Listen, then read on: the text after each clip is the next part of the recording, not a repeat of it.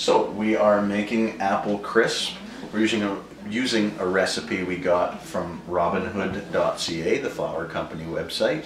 The only changes that we're going to make is we're going to lower some of the sugar totals a little bit. But baking is a science, not an art, so generally you have to keep things what the recipe says, but for this we can cheat a little bit. So all we've done to start is take a 9 by 13 glass casserole dish, glass baking pan. We've greased it with butter. We could have used margarine, we could have used oil or lard if we were stuck, or shortening, or just something greasy. We could have just used my hair. We've cut up, I think the recipe said 6 cups of apples. I don't know what 6 cups of apples look like, so we cut up the whole bag. They're Macintosh apples, so I don't like eating them that much. These ones are actually pretty tasty. So instead of putting all the sugar in that the recipe says, that's why we're going a little bit lighter of the sugar. So what we have here is 1 cup of sugar, or just 3/4 cups. 3/4 of a cup of sugar. 2 tablespoons water. 2 tablespoons of water, and 1 tablespoon of lemon juice. We couldn't find the lemon juice, so we're using lime. Lime is lemon's sexier cousin. So all we're going to do is, oh my god, that's a lot of sugar. So I'm trying to basically be as dainty as I can. I really don't want all the sugar on top of the apples. It's kind of like applesauce with a bunch of sugar on it. It just seems kind of unnecessary because apples are nature's candy already. So I've used about half of that.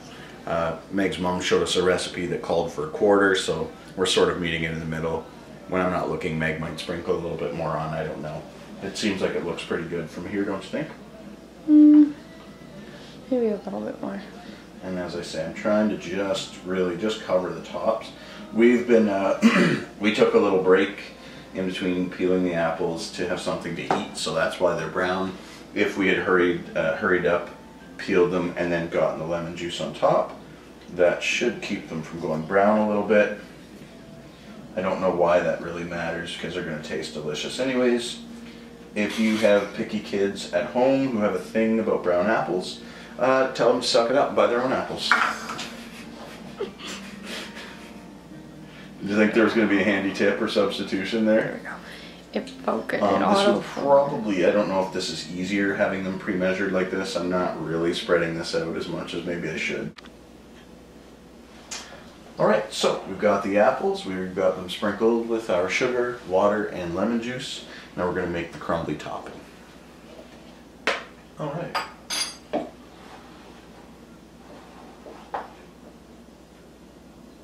We've got 3/4 of a cup of quick oats.